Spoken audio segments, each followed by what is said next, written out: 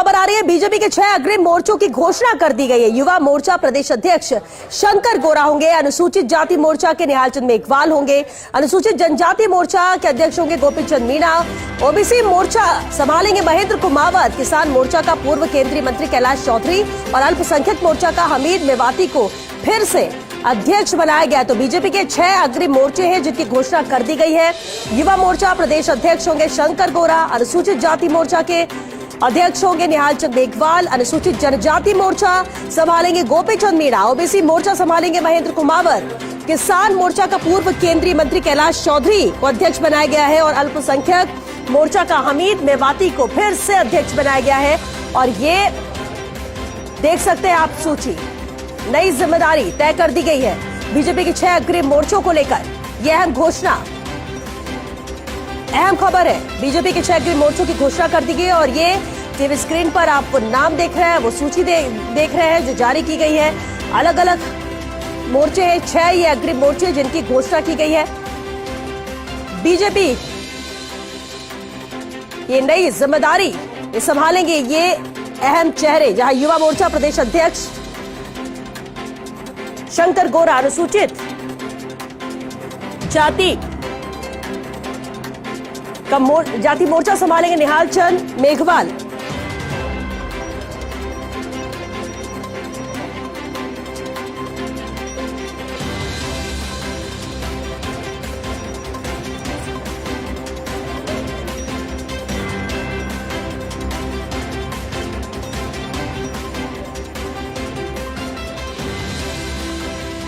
तो प्रदेश अध्यक्षों की घोषणा कर दी गई है। ये 6 अहम मोर्चे, अग्रिम मोर्चे हैं बीजेपी के। और चलिए, पॉलिटिकल एडिटर योगेश शर्मा जी हमारे साथ जुड़ चुके हैं। योगेश जी, बेहद अहम है 6 अग्रिम मोर्चे जिसकी घोषणा कर दी बीजेपी ने कि अब कौन अध्यक्षता करेगा और किसे कमान सौंपी गई है, इन नामों को लेकर क्या कहेंगे? देखिए, ये बहुत ही महत्वपूर्ण है क्योंकि शंकर गौरा युवा मोर्चा के अध्यक्ष बनाए गए हैं। बीजेपी का अरावल दस्ता कहा जाता है और शंकर गौरा विद्यार्थी परिषद से निकलकर बीजेपी की राजनीति में आए और कहा जा सकता है कि उन्हें प्रतिफल भी इसी बात को लेकर मिला कि पिछले कुछ समय से जो बीजेपी के अभियान थे उन तमाम अभियानों में वो सक्रिय रहे। मूल रूप से किसान पृष्ठभूमि के हैं, जाट बिरादरी से आते हैं और विद्यार्थी परिषद टिकट पर चुनाव लड़ चुके। यूनिवर्सिटी के राजस्थान यूनिवर्सिटी के छात्र संघ अध्यक्ष का चुनाव लड़ा और विद्यार्थी परिषद में कई दायित्वों पे रहे। युवा मोर्चा में आए और उसके बाद पार्टी के अंदर दायित्व को संभाला। कैलाश चौधरी पूर्व केंद्रीय मंत्री, उनको बड़ा दायित्व संगठन ने दिया है। कैलाश चौधरी को किसान मोर्चे का प्रदेश का अध्यक्ष बनाया गया। तो ये बड़ा दायित्व, किसान मोर्चे को पहले भी कैलाश चौधरी समाज सेवक है, उनके लिए ये नया दायित्व नहीं है। उसके बाद पिछले, आपको ध्यान ही होगा, मोदी सरकार में, पिछली मोदी सरकार में वो केंद्र में कृषि राज्य मंत्री के पद पर थे। इसी के साथ पूर्व सांसद श्री गंगानगर हनुमानगढ़ से सांसद रह चुके दलित नेता निहाल चंद मेघवाल को एसटी मोर्चे का प्रदेश का अध्यक्ष बनाया गया। इससे पहले कैलाश मेघवाल अध्यक्ष थे, वो भी नहरी क्षेत्र से आते थे, उन्हें प्रदेश का महामंत्री बना दिया गया और अब यहाँ पर दायित्व दिया गया है। निहाल चंद मेघवाल पूरी पॉलिटिकल फैमिली, इनके फादर भी विधायक रहे, ये सांसद रहे, ये खुद भी 5 बार सांसद रह चुके और अब भारतीय जनता पार्टी ने इनको संगठन में लाकर दायित्व दिया है। कुछ दिनों पहले इनकी अमित शाह से मुलाकात हुई थी। महेंद्र कुमावत को ओबीसी मोर्चे का अध्यक्ष बनाया गया है, जो भारतीय जनता पार्टी में एक तरह से अब संगठनिस्ट कहे जाते हैं, संघ पृष्ठभूमि से भी ताल्लुक रहा है और इसके साथ ही अब बीजेपी के प्रदेश मंत्री भी के पद पर भी रह चुके। कई दायित्वों को महेंद्र कुमावत ने संभाला और अब उन्हें खुद भजनलाल शर्मा जो संगठन रहे उनके साथ भी इन्होंने काम किया था। अब तो एक तरह से मदन राठौड़ ने यहाँ पर कुमावत कार्ड खेलते हुए महेंद्र कुमावत को दायित्व सौंपा गया। अभी तक महिला मोर्चा की घोषणा नहीं हुई है प्रदेश अध्यक्ष को लेकर। ये पूरी मोर्चों के अंदर जो आधी आबादी है उसको लेकर अभी तक घोषणा नहीं हो पाई है श्वेता। और जो हमीद मेवाती है, जो बीजेपी का अल्पसंख्यक मोर्चा है, मोटे तौर पर मुस्लिम ही यहाँ का अध्यक्ष बनाया जाता है। हमीद मेवाती जो कि पहले से ही मोर्चे के अभी तक अध्यक्ष चल रहे हैं, उनको फिर से मोर्चे का अध्यक्ष बनाया गया है। मूल रूप से मेवात से आते हैं, कामा से आते हैं और काफी सक्रियता रही उनकी पार्टी के प्रत्येक कार्यक्रमों के अंदर, तो इसीलिए उनको ये दायित्व सौंपा गया है। तो कुल मिलाकर कहा जा सकता है कि इस तरह से जो प्रत्येक मोर्चे को लेकर जो खास बातें उनमें सबसे अहम ये भी है कि जनजातीय मोर्चा जो बीजेपी का जो एसटी का फ्रंट है, वहाँ पर जहाजपुर से विधायक गोपी चंद मीणा जो पहले भी विधायक रहे हैं, लगातार अभी फिर विधायक बने हैं और उन्हें ये दायित्व सौंपा गया। गोपी चंद मीणा मूल रूप से कहा यही जाता है कि राजस्थान का मीणा को ये दायित्व दिया जाता है, लेकिन इस बार बीजेपी ने कुछ रणनीतिक फेरबदल करते हुए और जातीय क्षेत्रीय समीकरणों को साधते हुए इस बार जो मेवाड़ का जो मीणा कम्युनिटी है उसको यह दायित्व दिया। ये यहाँ पर जहाजपुर से जो विधायक है गोपी चंद मीणा उन्हें ये दायित्व दिया गया। तो एसटी जो मोर्चा है बीजेपी का उसका प्रदेश अध्यक्ष गोपी चंद मीणा को बनाया गया।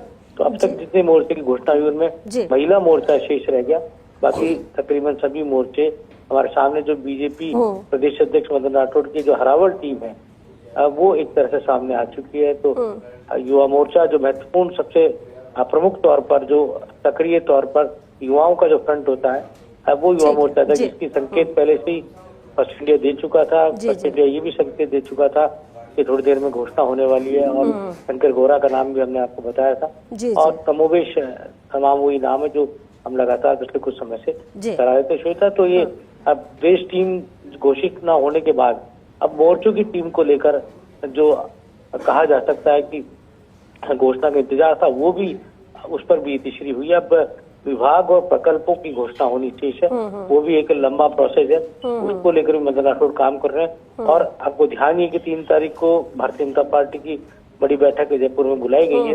उससे पहले मोर्चों की प्रक्रिया आज पूरी हुई और अब कार्य समिति की घोषणा का इंतजार जो भी लगता है कि जल्दी हमारे सामने होगा।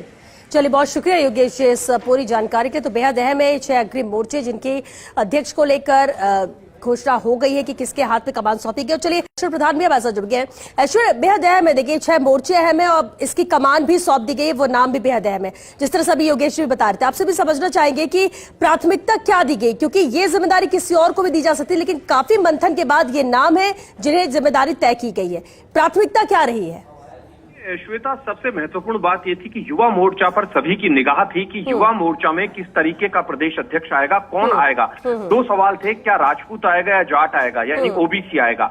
तो ऐसे में उसका उत्तर जो था वो ओबीसी पर ज्यादा नजर लोगों की ठहर रही थी, क्योंकि ओबीसी मोर्चा में दूसरी जातियां हो जाती हैं। और तो ऐसे में यहाँ पर जाट तबके को मोर्चों में विशेष रूप से तवज्जो दी गई है। आप देखिए कि यहाँ शंकर लाल गोरा को लाया गया है। शंकर गोरा जो है वो मूलतः चौमू से है और चौमू से शंकर गोरा का आना युवा मोर्चा में अध्यक्ष के तौर पर, तो सीधे तौर पर आप ये मानकर चलिए कि यहाँ पर एक बड़ा सियासी मैसेज दिया है।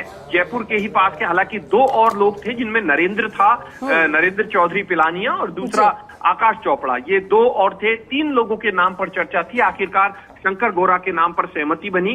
शंकर गोरा जो है ये पूर्व में छात्र संघ से जुड़े रहे, एबीवीपी से निकले और उसके बाद वसुंधरा राजे की भी जो युवाओं की एक पूरी टीम थी उसमें रहा करते थे बड़े एक्टिव। उसके बाद अब लगातार यहाँ पर जब भजनलाल शर्मा मुख्यमंत्री बने या मदन राठौड़ या फिर सीपी जोशी प्रदेश अध्यक्ष बने, मदन राठौड़ प्रदेश अध्यक्ष बने, तो उनके साथ भी एक्टिव रहते थे।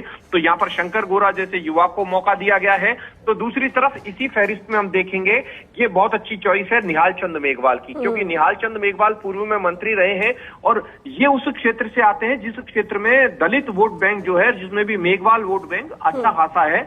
तो ऐसे में उन्हें एक सही जगह दे दी गई है, क्योंकि अमूमन कई बार जब केंद्र में मंत्री रह लेते हैं तो इन राजनीतिक नियुक्तियों से उन्हें कोई विशेष फर्क नहीं पड़ता। जैसे यहाँ पर कैलाश चौधरी तरीके दिग्गज को लाया गया है। कैलाश चौधरी और निहाल चंद मेघवाल दोनों पूर्व में मंत्री रहे हैं। कैलाश चौधरी तो रिसेंटली अभी मंत्री थे, इस बार ही पिछली जो सरकार थी मोदी सरकार, तो और कैलाश चौधरी को पहले का भी अनुभव है किसान मोर्चा का, अच्छे खासे संगठन में बहुत अच्छा काम किया है। तो ये मानकर चलिए कि यहाँ पर जाट समाज को अच्छा मौका मिला है और कुमावत समाज को अन्य पिछड़ा वर्ग से मौका दिया गया है, जो कि पाली और ब्यावर के हैं। और यदि महेंद्र कुमावत को ये मौका दिया तो आपको मैं एक और अपडेट दे दूं, महेंद्र कुमावत पिछली बार टिकट की दौड़ में थे, विधायक के टिकट से रह गए थे। तो ऐसे में संघ भी उन्हें पसंद करता है, या कहें तो पसंद नापसंद की बात मैं थोड़ा इससे परे जाऊंगा, लेकिन विचार परिवार से जुड़े रहते हैं। मैं ये बात बोलूंगा, संघ किसे पसंद करे ना करे, क्योंकि संघ जो है वो राजनीतिक संगठन नहीं है, वो पूरी तरह से सामाजिक संगठन है, लेकिन ये विचार परिवार से जुड़े रहे थे। तो उसके अलावा दूसरी एक बात मैं यहाँ पर महत्वपूर्ण बताऊं तो गोपीचंद मीणा जहाजपुर का आना, जो गोपीचंद मीणा भीलवाड़ा जिले से, दो गोपीचंद मीणा है भारतीय जनता पार्टी में, एक गोपीचंद आसपुर भी है। तो ये गोपीचंद मीणा है, ये उस बेल्ट से है जो बेल्ट सीधे तौर पर हाड़ौती को भी टच करती है, और यहाँ से यदि हम डूंगरपुर बांसवाड़ा भी जाएं, भीलवाड़ा से तो बहुत ज्यादा दूर नहीं पड़ता है, प्रतापगढ़ होते हुए चले जाएं, तो इस तरीके का पहला प्रयोग है जो बीच की जगह से मीणा समाज से लिया गया है, यानी आदिवासी समाज से लिया गया है। तो ये जो गोपीचंद मीणा को लिया गया है, ये संगठननिष्ठ है। और ये भी अगर देखा जाए तो सभी जो अमूमन पार्टियों में कहा जाता है कि किस खेमे से आते हैं, किसके खास हैं, इस तरीके से हम चर्चा भी करेंगे, लेकिन ये सभी जगह एक्टिव रहे हैं। वसुंधरा राजे हो, किरोड़ी लाल मीणा हो, या फिर अब मुख्यमंत्री भजनलाल शर्मा बने तो उनके आसपास भी अक्सर बड़े दिखाई दे जाते हैं ये। तो ये जो सारी टीम है, हमीद खान मेवाती का यहाँ पर संगठन में आना, इसका सीधा मतलब ये है कि हमीद खान मेवाती ने जो अच्छा काम किया है उसका प्रतिफल ये मिला है कि उन्हें अब वापस से बरकरार रखा गया है। हमीद खान मेवाती संभवतः चाहते थे कि इस बार उन्हें राजनीतिक नियुक्ति मिल जाए, तो राजनीतिक नियुक्ति अब मुझे लगता है कि जो हुसैन खान है उन्हें दी जा सकती है। हालांकि अल्पसंख्यक आयोग में भारतीय जनता पार्टी सिख समाज से किसी न किसी को लाती है, बाकी दूसरी कोई राजनीतिक नियुक्तियां हैं उनमें अब फिलहाल हमीद खान मेवाती के मुझे चांस नहीं लगते राजनीतिक नियुक्ति के, क्योंकि संगठन में अच्छा काम करने का उन्हें प्रतिफल मिला है। हो सकता है भविष्य में उन्हें पार्टी विधायक का भी टिकट दे। उसके अलावा यहाँ अगर इस सारे नामों की अगर हम बात करते हैं तो यहाँ पर एक बड़ा संदेश दिया है, लेकिन महिला मोर्चा में किसी का नाम अभी तक नहीं आना, ये बड़ा रोचक सा विषय है। तो ऐसे में महिला मोर्चा में क्या राजपूत महिला को लाया जाएगा क्या? क्योंकि यहाँ पर जो मुझे अब लगता है कि यहाँ महिला मोर्चा में संभवतः राजपूत महिला को लाया जाए, क्योंकि यहाँ इस पूरी फहरिस्त में देखेंगे कि जाट समाज से या तो राजपूत आएंगे या फिर वैश्य समाज से कोई महिला आ सकती है। क्योंकि वैश्य समाज से एकता अग्रवाल संगठन में आ चुकी है, उसके अलावा कोषाध्यक्ष भी है, सह कोषाध्यक्ष भी है। तो ऐसे में मुझे थोड़ी सी संभावना राजपूत समाज से आने की ज्यादा लगती है। हो सकता है पार्टी कोई नया प्रयोग कर ले, भारतीय जनता पार्टी प्रयोगों के लिए मानी जाती है, लेकिन ये जो सभी नाम है, ये नाम ऐसे हैं कि जैसे शंकर गौरा को पहली बार ऐसे मौका मिला। हालांकि चौमू से रामलाल शर्मा भी कभी युवा मोर्चा अध्यक्ष रहे थे, जो वहां के विधायक रहे थे। यहाँ पर महेंद्र कुमावत है, अब इनकी आस जगी है कि संगठन में रहेंगे तो बड़ा एक्टिव रह जाएंगे, ओबीसी में तो अगली बार के लिए टिकट के लिए वो दावेदार बन सकते हैं। गोपीचंद मीणा है, गोपीचंद मीणा के ऊपर दारोमदार इसलिए रहेगा कि पूर्वी राजस्थान और जो दक्षिणी राजस्थान है, दोनों के आदिवासी तबके को कैसे साधे, क्योंकि नारायण मीणा जो हैं वो पहले रहे थे, जो नारायण मीणा प्रदेश के मंत्री बन चुके हैं। तो यहाँ पर प्रयोग किया गया है, लेकिन दो नाम यहाँ पर काबिले तारीफ में कहूंगा कि कैलाश चौधरी और निहाल चंद मेघवाल, दोनों का अनुभव संगठन को मिलेगा, क्योंकि अनुभव जो है वो बड़ा भारी मायने रखता है। यदि अनुभवी टीम आती है तो उसका अलग एक प्रभाव पड़ता है, क्योंकि संगठन में मुख्यमंत्री की बात करें या फिर हम प्रदेश अध्यक्ष की बात करते हैं, ये इस चीज पर भी फोकस रखते हैं कि अनुभव के अलावा जो संगठन के प्रति बेहद समर्पित हो। आला कमान भी यही ध्यान रखता है कि संगठन के प्रति बेहद समर्पित हो, इस चीज का विशेष ध्यान रखा जाता है। बिल्कुल, इसलिए भी वक्त लगता है इनमें नाम फाइनल करने में, मंथन का दौर भी लंबा चलता है और इसके बाद ये सूची सामने आई है जहां पे जिम्मेदारी तय की गई। उम्मीद करते हैं कि जो सोचकर, जिस प्रायोरिटी के साथ इन्हें जिम्मेदारी दी गई, इस जिम्मेदारी का निर्वहन ठीक से हो। और जैसा कि आप भी बता रहे थे कि अभी इंतजार भी है महिला मोर्चा, अब देखते हैं कि उसमें किसके नाम पर मुहर लगती है। बहुत शुक्रिया ऐश्वर्या आपका इस पूरी जानकारी के लिए।